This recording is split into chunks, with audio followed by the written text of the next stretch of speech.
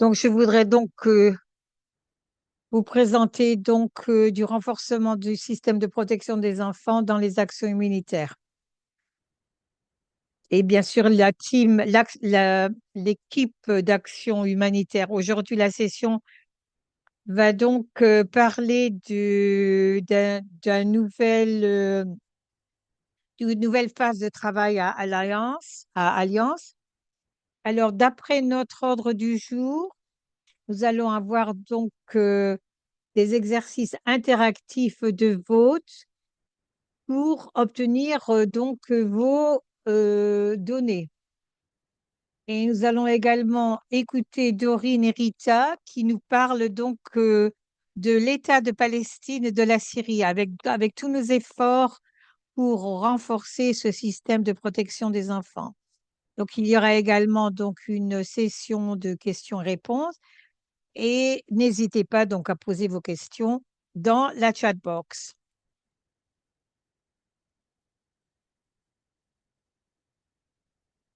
Donc, dans les sessions précédentes,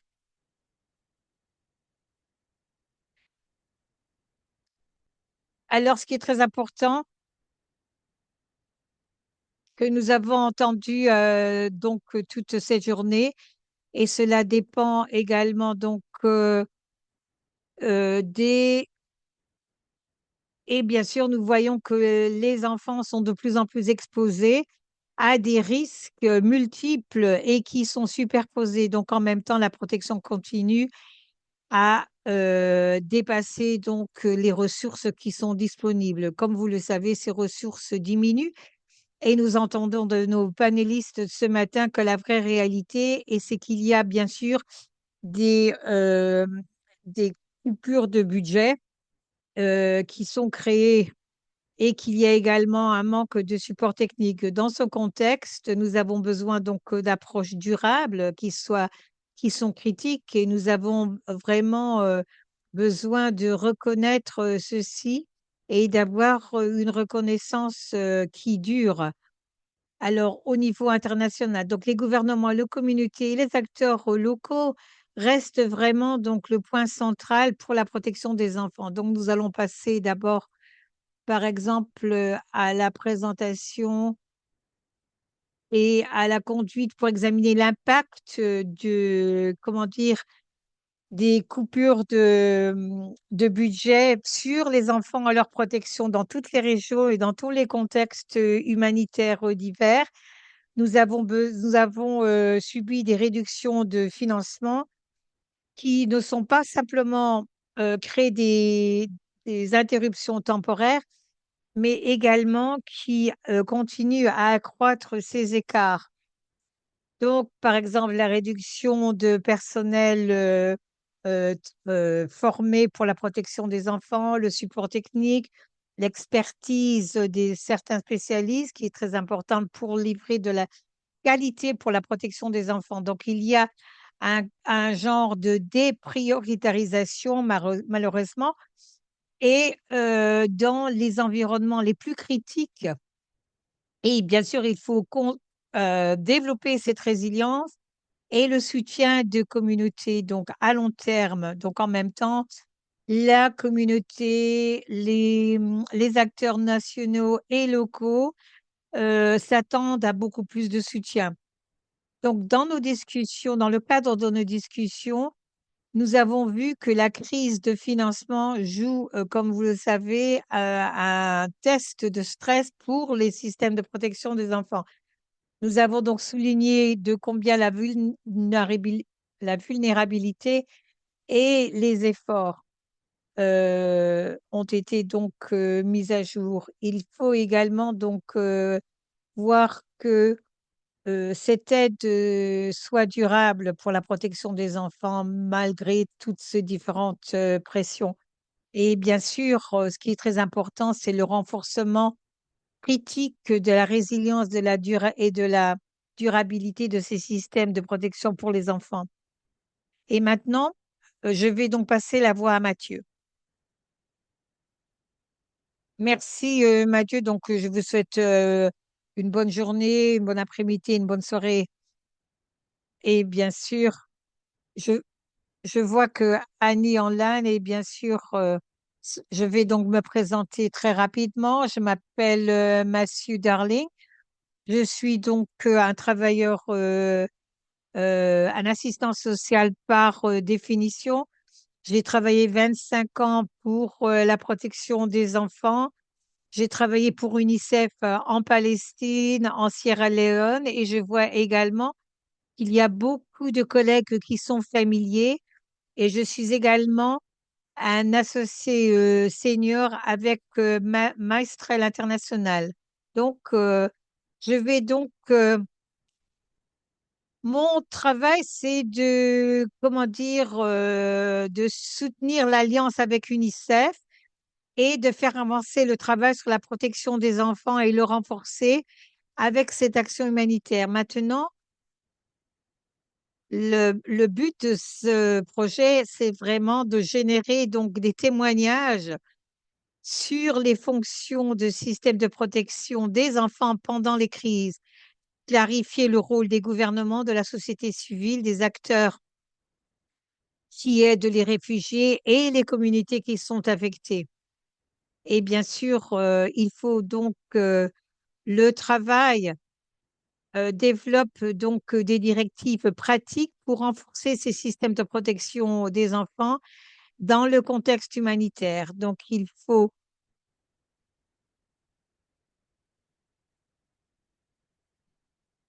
bien sûr retrouver des synergies.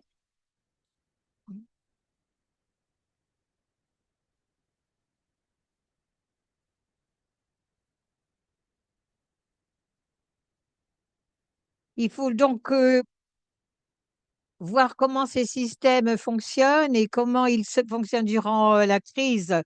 Alors, il faut donc considérer les lois, les politiques, les structures de coordination, le travail, le financement, les services. Comment donc ces différentes fonctions et ces différents systèmes de communauté et de mécanismes sont en place et comment on travaille ensemble pour protéger les enfants. Ils peuvent être bien sûr interrompus par les conflits, par les déplacements, pour la réduction de financement. Et bien sûr, il y a donc le problème des acteurs humanitaires. Donc la question clé pour ce travail, c'est considérer les services qui sont livrés, mais aussi comment ces services fonctionnent et comment peuvent-ils rester résilients et durables. Et quels sont ceux qui sont fragiles, comment on peut développer les acteurs comment donc également voir l'étendue du travail et comment elle est organisée. Par exemple, il y a des directives. Alors d'abord,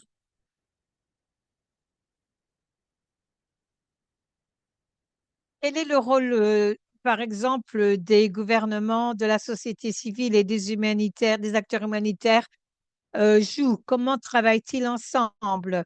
Dans le terme de la résilience des systèmes, comment ces systèmes arrivent à continuer à fonctionner durant ces périodes de choc et ces périodes d'urgence?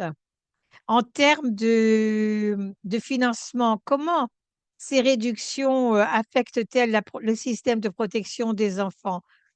Et quelles sont donc les approches pratiques que nous pouvons avoir pour renforcer ces systèmes?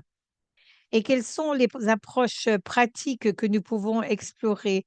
Et comment nous pouvons donc développer ces efforts humanitaires? Alors, ces questions sont vraiment donc là pour nous aider à partir d'un large concept vers une éducation pratique. Alors, vraiment, je valorise donc tous vos points et voici donc, si vous pouvez donc scanner ce code QR, donc j'aurai la première question. Donc, je vais pouvoir vous montrer l'écran, le premier écran. Alors, désolé.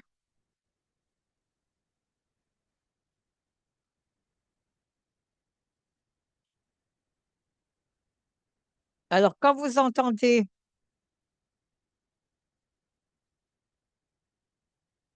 alors Lorsqu'on parle de la protection des enfants, quel est dans l'action humanitaire, quel est le premier mot qui vous arrive? Donc, il y a coordination, durabilité, mapping, c'est-à-dire donc la cartographie des services. Donc, c'est intéressant, collaboration, participation des enfants. Alors, les références, les plaidoyers, la main-d'œuvre compétente, ce qui est très critique, la vision à court terme et la livraison des services humanitaires. C'est très encourageant de voir tout ceci. Donc, j'espère que vous pouvez voir ceci sur votre écran. Donc, je vais vous donner un petit peu de temps pour que vous puissiez répondre.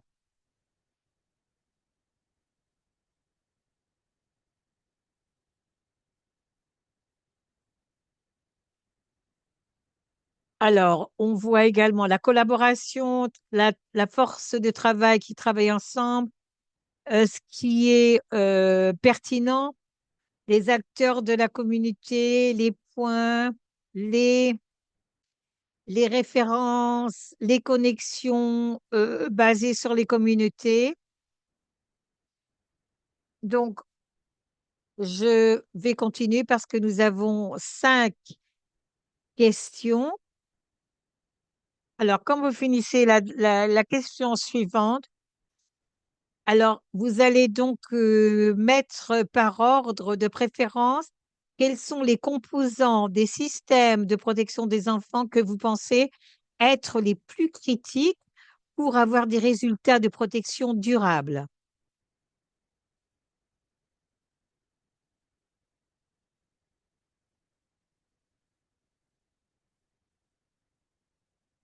Alors, nous avons par exemple donc la protection durable, les résultats durables, hein, coordination. Alors, il y a la coordination des structures, gouvernance, la direction qui avance comme des points très importants.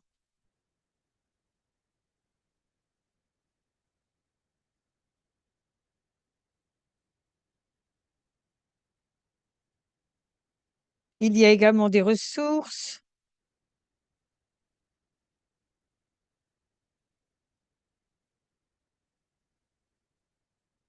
Alors, ce qui arrive, le point le plus critique, donc, pour les résultats de protection, donc les crises, très intéressant.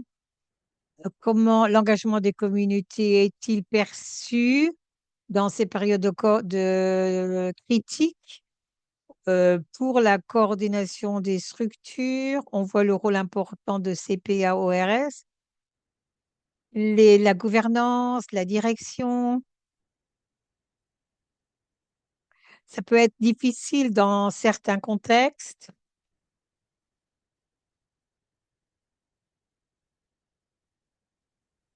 Alors, en ce qui concerne le temps que nous avons, donc, comme voyons, alors on voit que les 3 points les plus importants, c'est l'engagement des communautés, les instructions, la gouvernance et la direction. Ce qui est très important de reconnaître, ce sont les valeurs importantes.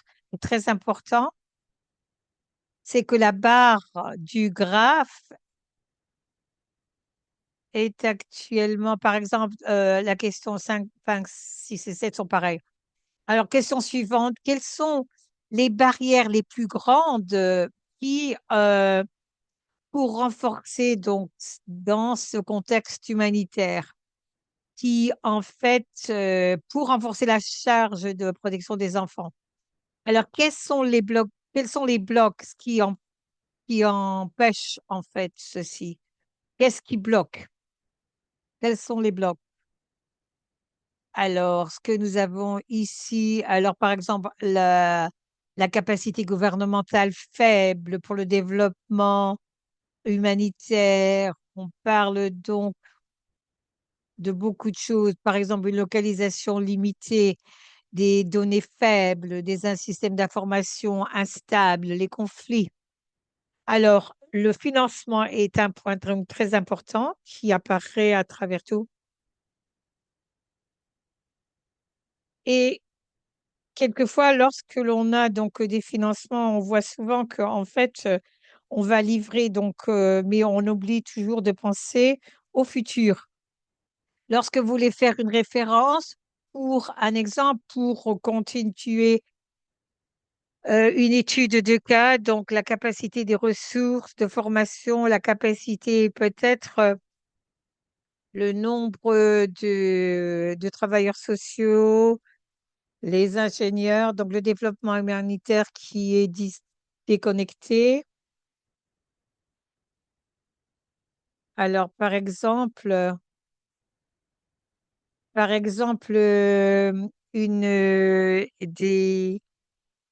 des engagements de communautés limités comme en Irak.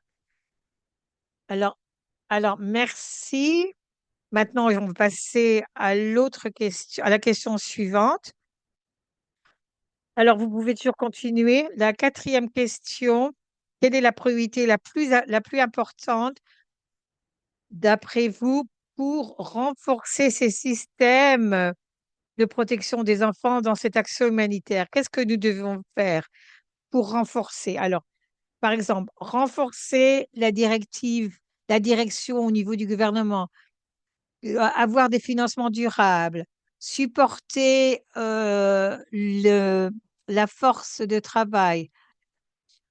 Est-ce qu'on est-ce qu'on est-ce qu'on croit vraiment au développement humanitaire? Comment on peut utiliser les services humanitaires pour renforcer ces systèmes? À long terme, un engagement de la participation des communautés, de l'engagement des communautés est très important et qui représente 30%, et la participation est proche de 60% pour l'engagement des communautés. Et quelles sont les raisons pour cela?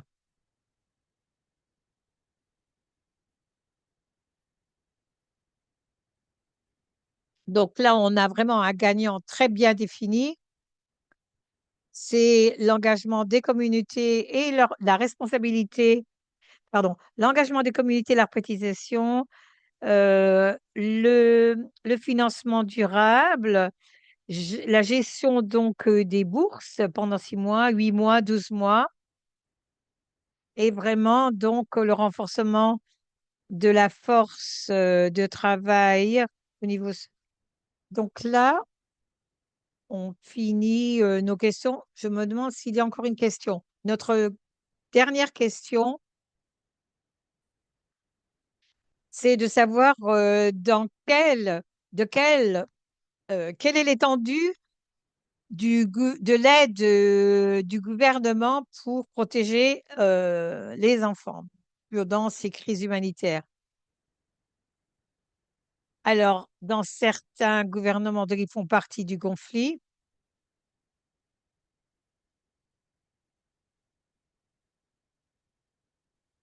donc là, c'est vraiment, comment dire, un point très important. Nous avons besoin, en fait, besoin de nuancer ceci. Alors voilà, je regarde donc le temps qui nous reste. Est-ce que j'ai le temps de prendre quelques questions dans la chat ou alors on part vers la présentation? Donc, en fait, on a quelques minutes. On a quelques questions. Alors, je ne sais pas si on peut la mettre. La première question, mettez-la dans la chat et je vais la prendre. Alors, est-ce qu'il y a quelque chose de surprenant pour ces résultats? Alors, est-ce qu'il y a quelque chose qui vous surprend en considérant la deuxième question est où est-ce que vous voyez les opportunités les plus importantes ou les progrès?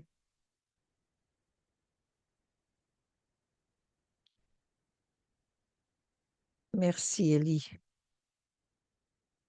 Alors, quelles sont les opportunités les plus fortes pour le progrès? Alors, très important donc d'avoir perspective et quel est le rôle que les gouvernements devraient jouer dans ces crises humanitaires? Bien sûr, chaque contexte est différent, donc nous avons besoin de reconnaître ceci. Et la première question, c'est comment les acteurs humanitaires, le système de soutien des acteurs humanitaires, plutôt que de créer des structures parallèles. Alors, est-ce que vous avez une idée? Alors, n'hésitez pas à mettre vos pensées dans la chat. Donc, on va donner 2 minutes. Donc, c'est vraiment donc une plage très restrictive. Alors, il y a donc, on a commenté sur, il n'y a pas beaucoup de données, de témoignages.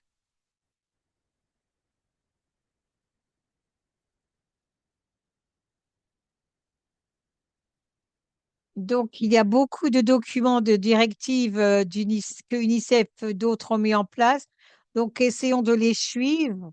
Essayons de les suivre. Donc, en fait, en ce qui concerne les réponses de politique et légales, qu'est-ce que vous voulez dire par là? Vous voulez dire qu'elles ne sont pas là, ou elles sont absentes, ou elles sont limitées?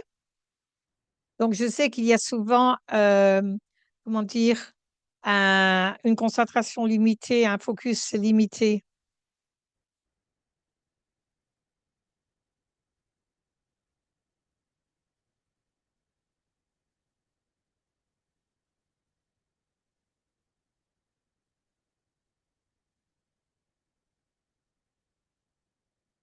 Donc, il y a vraiment une concentration limitée dans l'environnement légal.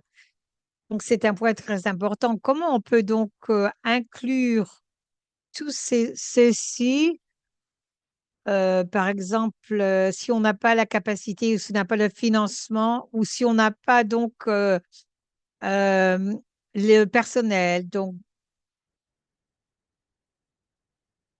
alors, on doit également penser au-delà de ces points pour pouvoir travailler sur les réponses humanitaires de financement. Donc, en fait, on pourrait avoir une question, c'est une bonne question pour avoir une session complète sur ce point-là. Je ne vais pas vous donner des théories maintenant, parce que la montre tique, la montre avance, et il y a eu une étude au Gaza, je me souviens, où on a recommandé qu'un soutien basé sur les communautés. Donc, il y a d'autres liens plus importants. Alors, les humanitaires peuvent également, comment dire, bénéficier des actions de gouvernementales et des services supplémentaires.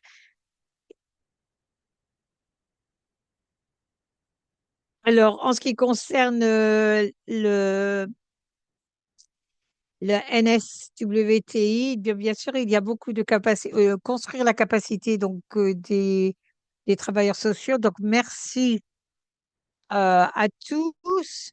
N'hésitez pas à mettre vos points de vue dans la discussion. Et bien sûr, moi, je suis très contente donc de pouvoir présenter mes collègues. Euh, j'ai eu l'opportunité de travailler en Syrie avec Rita.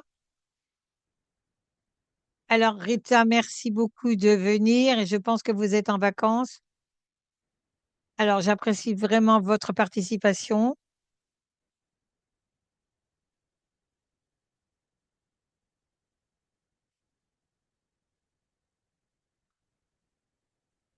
Donc, elle a plus de 20 ans d'expérience, et elle a de l'expertise sur le renforcement de la protection des enfants, dans le développement de la force de travail pour les services sociaux, dans la gestion des études de cas et dans les réponses de premier secours.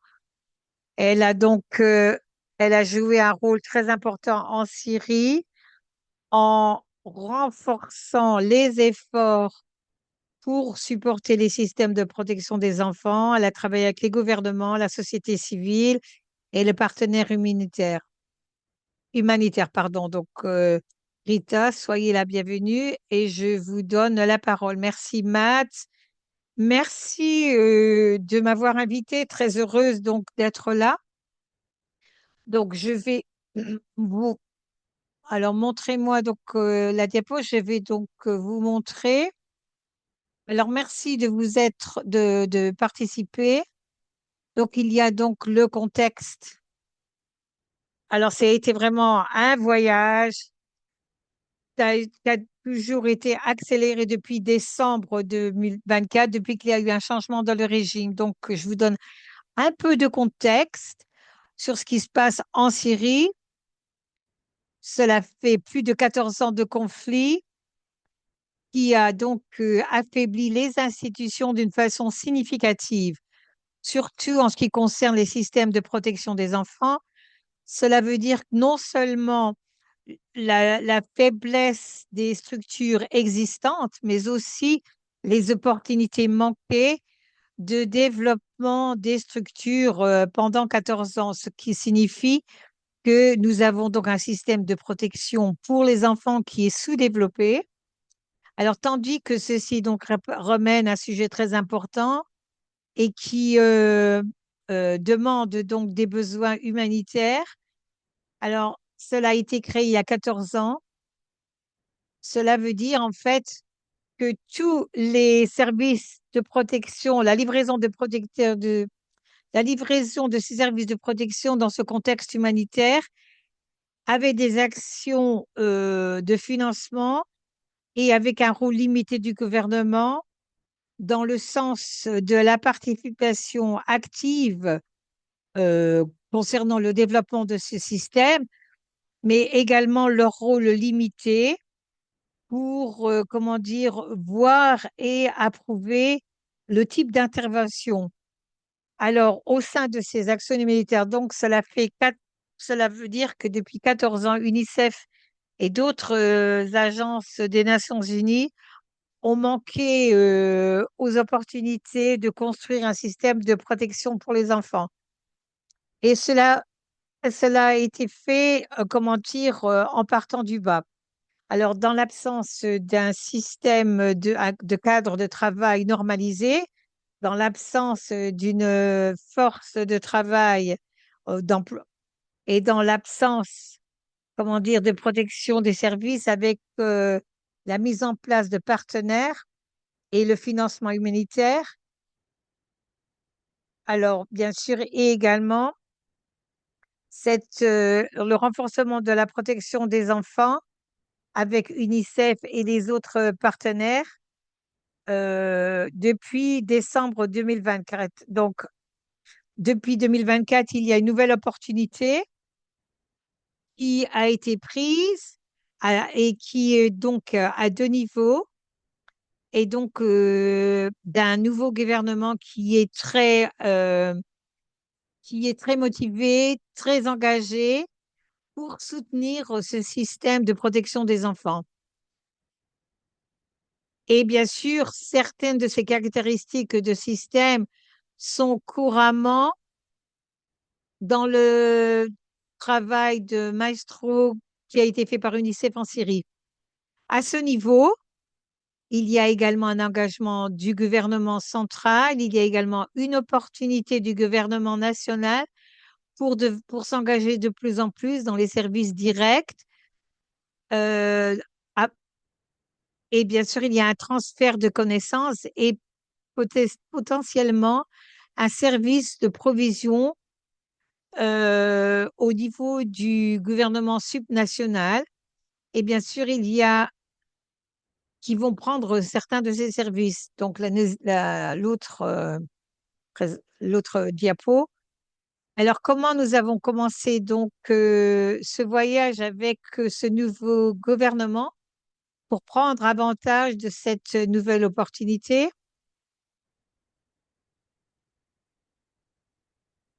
sur la livraison des exercices stratégiques clés qui supportent le gouvernement et qui déterminent leurs priorités pour les 5 à 10 années à suivre en termes, bien sûr, de protection des enfants. Il faut se souvenir, c'est où il n'y avait pas d'idées concernant ce système. Donc, on ne savait pas comment à quoi allait ressembler. Nous avons commencé des exercices de vision pour définir ce que nous voulions faire, partager avec le gouvernement, avoir une, euh, une carte nationale. Et nous avons donc évalué la maturité du système, identifié les écarts de force et les bouchons et prioriser donc les points pour cette réforme. Alors ici, ce que vous voyez,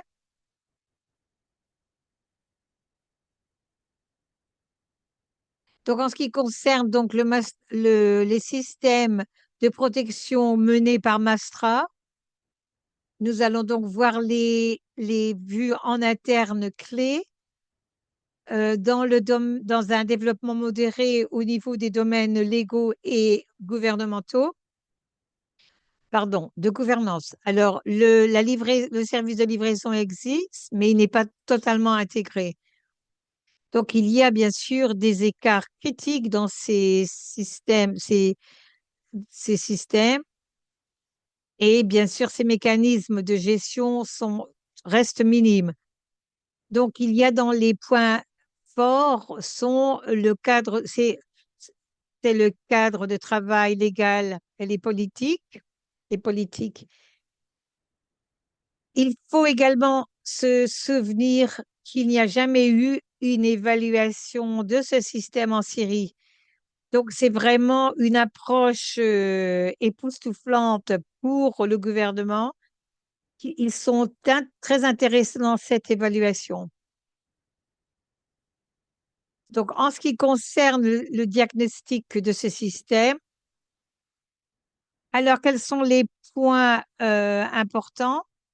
Donc, le benchmarking est très important. Et il y a des faiblesses, 5 faiblesses au niveau des structures qui sont liées. Il n'y a pas de système de protection nationale pour l'emploi. Il y a vraiment une direction et une responsabilité très limitée. Alors, la prochaine vidéo, donc je suis très consciente du temps. Donc, basé sur cette protection de système et de benchmarking, nous avons identifié les priorités stratégiques pour renforcer ces systèmes de renforcement de protection donc en Syrie et on a formalisé donc ce système de protection.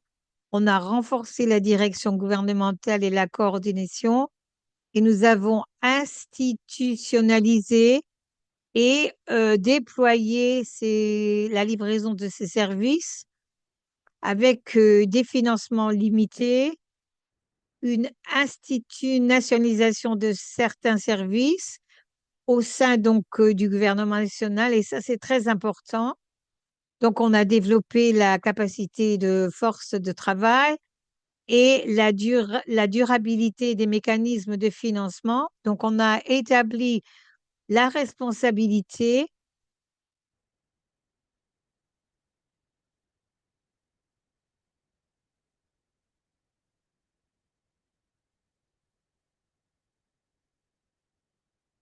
Ah,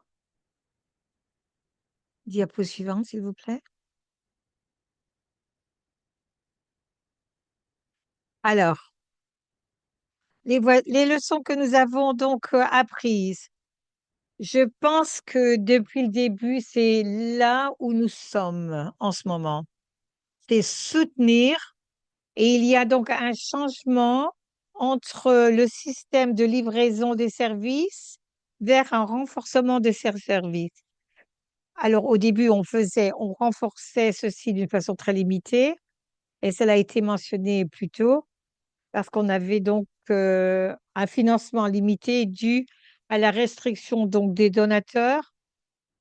Et bien sûr, nous avions donc des allées de financement pour livrer ceci à travers l'organisation des sociétés civiles Maintenant, en fait, il y a en fait une ouverture des donateurs qui voient ce problème et, et bien sûr, ces courants de financement euh, vont directement et bien sûr, il faut renforcer donc ces systèmes de nationaux et subnationaux.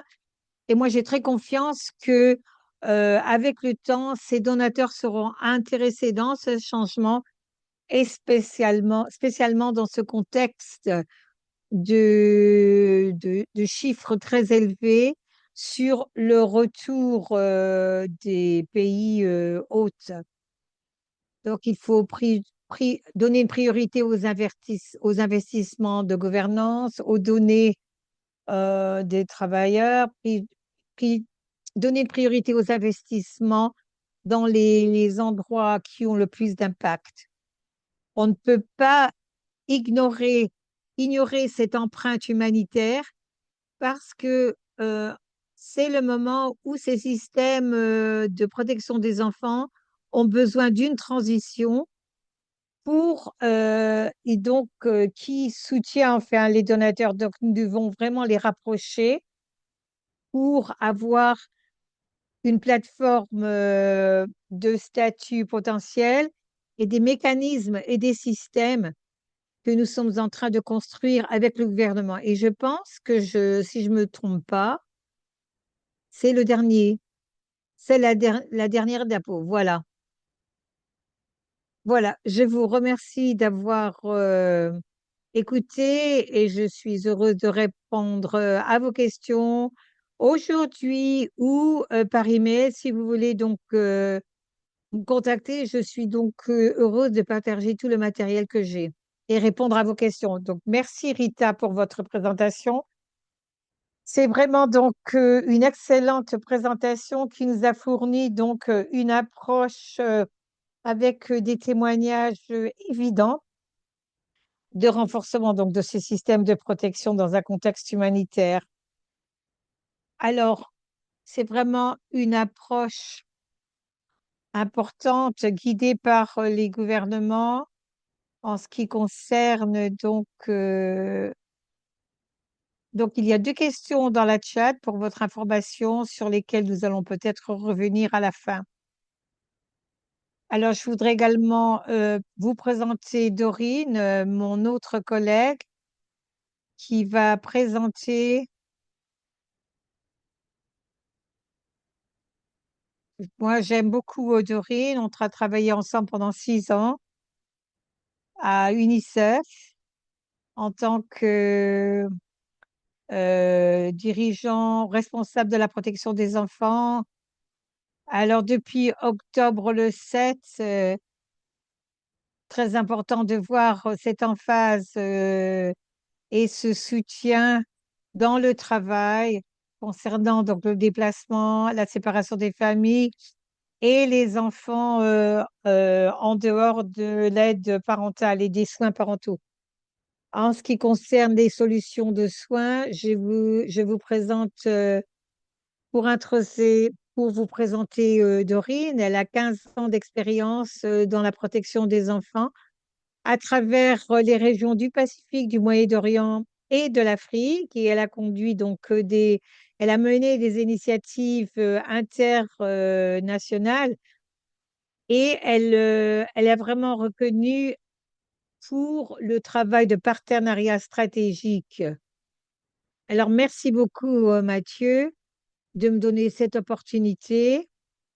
Et je vais donc vous parler du contexte dans lequel euh, donc, je ne vais pas présenter quelque chose en termes de protection des enfants et du soutien à Gaza, mais actuellement, je vais vous donner simplement un contexte rapide sur ce que nous avons fait avant la guerre.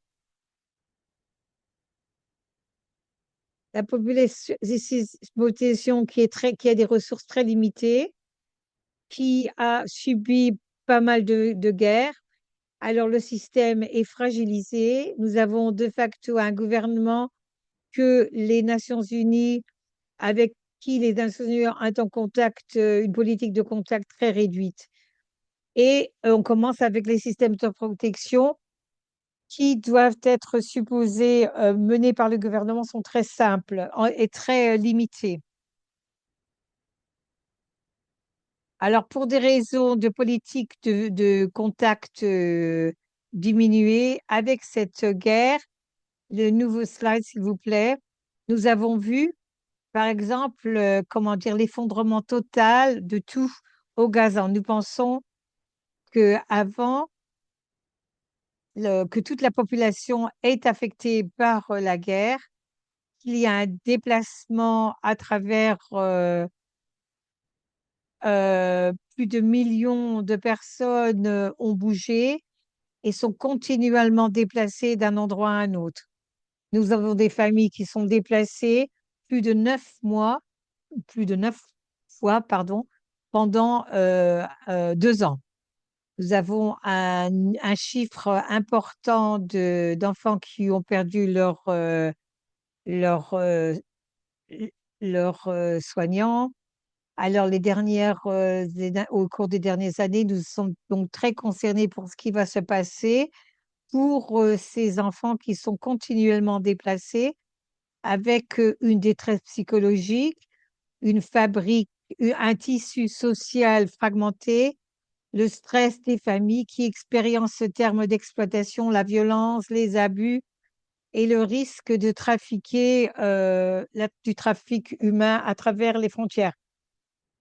Alors, la première chose que nous avons été capables de faire, c'est d'avoir l'adoption d'une interdiction issue par le ministère pour s'assurer que tous les enfants qui voyagent à travers les frontières pour être traités euh, et va devenir très vulnérable pour cette adoption à l'extérieur du pays. Excusez-moi. Alors, comme je l'ai mentionné, donc il y a un effondrement total de tous les services. Les gouvernements, les bâtiments du gouvernement et la majorité des bâtiments du gouvernement, de facto, ont été détruits. Donc, il n'y a pas d'éducation. Il y a simplement des services qui travaillent à moitié. Et donc, toute l'infrastructure a été détruite. Nous avons des zones différentes, sous différents contrôles, sous différentes, euh, un contrôle d'autorité, disons. Alors, le système est vraiment donc dépassé parce qu'il y a beaucoup de fournisseurs de services et de frontaliers qui sont également impactés par la guerre et par la situation comme au Gaza. Alors, à l'extérieur, personne ne pouvait donc venir.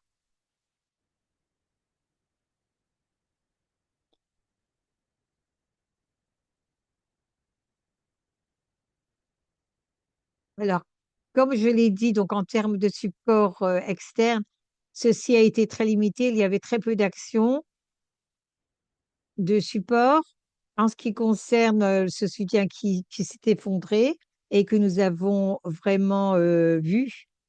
Et bien sûr, les limites que nous avons vues. Donc, les premiers mois, nous avons essayé de cartographier actuellement les fournisseurs de services, où est-ce qu'ils étaient.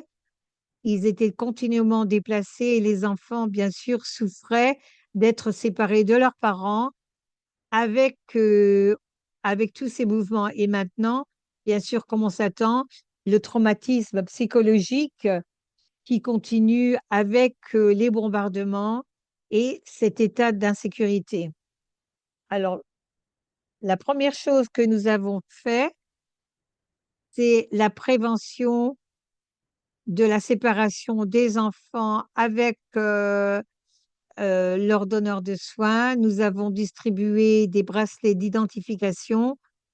Nous avons eu beaucoup de matériel SBC pour garder les enfants en sécurité et le matériel SBC pour les enfants pour connaître leur nom et être capable de les identifier, savoir où ils sont pour empêcher cette séparation des enfants et des parents. Alors, nous avons vu beaucoup de cas où les parents actuellement prenaient une décision très importante en termes de séparation des enfants et des membres de la famille pour s'assurer qu'au moins quelqu'un survive de la famille. Alors, il y a contribution d'un grand nombre d'enfants sans soins parental. Nous avons eu donc aussi des développements comme SOPS. Par exemple, un était donc l'évacuation pour des traitements médicaux parce qu'il y avait beaucoup d'enfants à risque d'être séparés ou de partir inaccompagnés. Donc, il y avait un sentiment, par exemple, que lorsqu'on entre dans un pays, il y avait donc un problème d'identification, de documentation et une référence qui devrait donc être présent entre les différents acteurs pour que nous puissions l'identifier ceci sur le terrain. Tout ce travail a été mené par le gouvernement avec UNICEF et nous avons également établi un sous-groupe sous la CPAOR et ceci a donné des exemples où le gouvernement au niveau national, où le gouvernement est vraiment s'est engagé et, euh, et bien sûr, si les enfants sont séparés, nous avons besoin, par exemple, d'un endroit pour les placer et nous savons que quelquefois, euh, il faut établir ces organisations avec une direction du ministère des Affaires sociales qui a contribué systématiquement à ce travail et avec sur quoi nous travaillons en ce moment. Alors, la prochaine diapo, s'il vous plaît. En ce qui concerne certains aspects que nous essayons de faire avancer pour ces soins alternatifs, par exemple, avant cette guerre, il y avait donc des soins alternatifs qui n'étaient pas donc au programme et pas au gouvernement et pas donc dans les endroits où se trouvaient les organisations ou le travail d'organisation des sociétés civiles. Donc très peu, nous avons très peu de cas de soins alternatifs sur la banque, sur le côté ouest et peut-être un peu au Gaza, quoi. Et au niveau de l'échelle, combien d'enfants sont sans aide parentale? Cette position, est-ce que nous voulons nous éloigner donc de l'institutionnalisation, pardon, des enfants qui sont sans besoins parentaux? Nous avons voulu créer des villages de sécurité ou des institutions alternatives de soins. Mais bien sûr, ce chiffre, pour soutenir 59 000 enfants, mais ce chiffre a également changé en octobre l'année dernière. Donc, nous avons besoin de travailler avec comment dire, des soins alternatifs basés sur la famille. Il faut qu'il y ait des membres de la famille étendus et la population. Et à travers ces abris, nous avons observé que certaines familles donc, s'engageaient et prenaient soin des enfants. Donc, on n'a pas le travail légal pour soutenir ceci. Nous avons conduit une cartographie sur ce système de soins alternatifs, à la fois au Gaza et sur la banque ouest, sur la partie ouest. Et nous avons adopté, ceci a été adopté par le ministre au niveau national pour s'assurer qu'il y a une mise en place par toute autorité pour travailler et être responsable au Gaza. Donc, entre-temps, nous sommes capables de pouvoir identifier et de soutenir environ 800 enfants qui sont en soins de famille étendus. Alors, nous avons également une assistance en argent et nous avons beaucoup de ressources, mais qui sont étendues, qui se sont vraiment amincies Alors, nous avons également essayé de développer ces programmes entre parents. Nous avons essayé de considérer donc des familles d'accueil avec un donneur de soi et un enfant qui n'est pas non biologique. Et bien sûr, dans certaines circonstances, nous avons étendu, par exemple, ces placements temporaires dans les familles. C'est une capacité qui est très limitée. Dans certains endroits, nous considérons, nous essayons de voir un maximum, d'avoir environ 100 enfants. Et ceci, il faut identifier au début donc de la guerre les villages SOS qui avaient un écart d'âge, par exemple des âges différents. Donc, il fallait que nous recevions donc tous les enfants âgés de moins de 10 ans. Et ensuite, nous avons eu donc des adolescents, des jeunes hommes et des jeunes filles qui étaient à haut risque d'exploitation et de mariage d'enfants. Et à travers le ministère, nous avons vu que l'importance de ce travail, cette ministre, en fait, a vu elle était capable de négocier avec le village SOS, qui a en fait augmenté l'âge, l'âge et maintenant nous allons également accepter les adolescents. Il y a également une perte d'identité et des documents ont été produits. Alors, il n'y a pas non seulement, ce n'est pas simplement pour les nouveau-nés, mais également pour les enfants. Et nous allons nous engager un peu plus pour fournir les enregistrements de naissance. Il y a environ 300 nouveau-nés, une enregistrement de 300 nouveau-nés.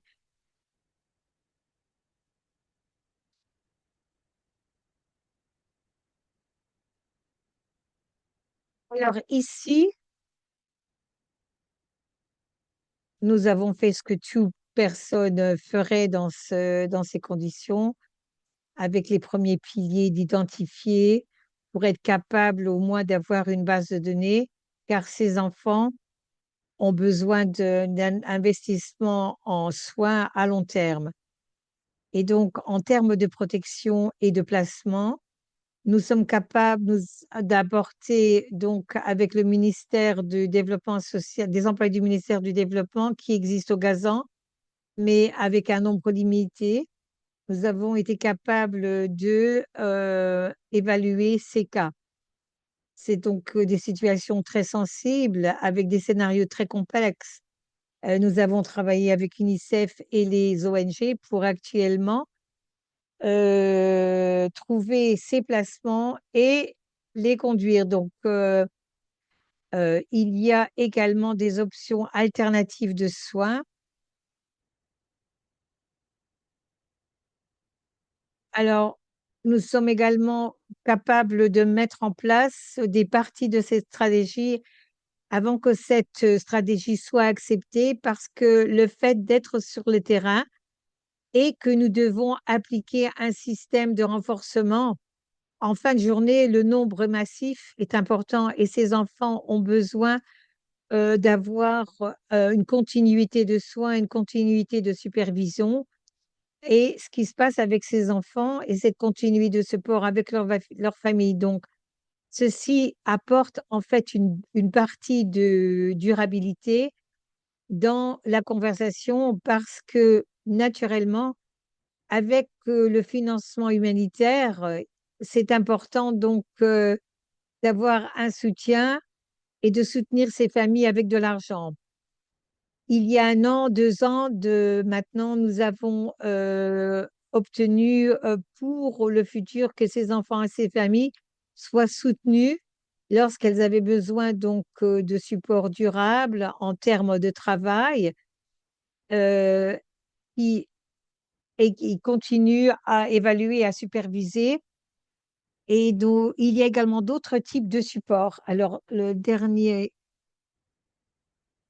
alors voilà, c'est ma dernière diapo. Alors, comme nous parlons, nous travaillons également et et je voudrais utiliser ceci avec mes collègues au Gaza.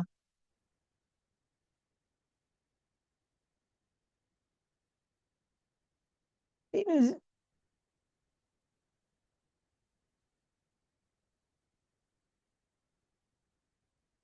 et bien sûr, très important donc de s'engager et savoir que les témoignages montrent que cette alternative de soins, euh, nous avons confiance.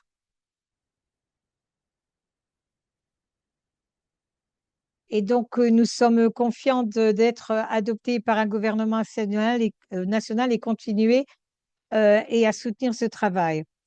Donc, il faudra donc une intervention à long terme. Et merci d'avoir écouté.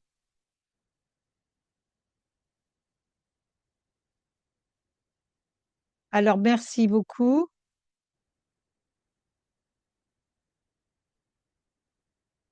Alors, merci beaucoup. C'est trop important donc de travailler, donc d'avoir ces prévisions à long terme, de renforcer ceci dans une situation humanitaire atroce. Et bien sûr, si vous avez des questions, nous sommes très proches.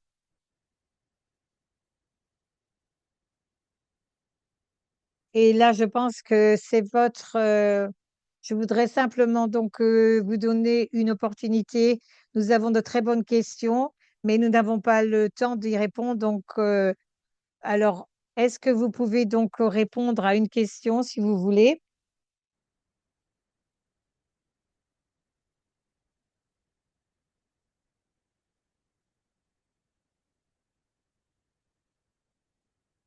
Bien sûr, et bien sûr,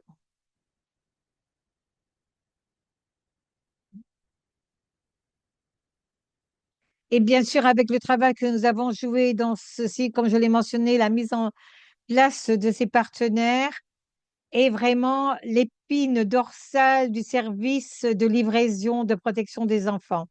Ce système est fort et bien sûr, il est institutionnalisé. Donc, c'est un modèle de partenariat très important.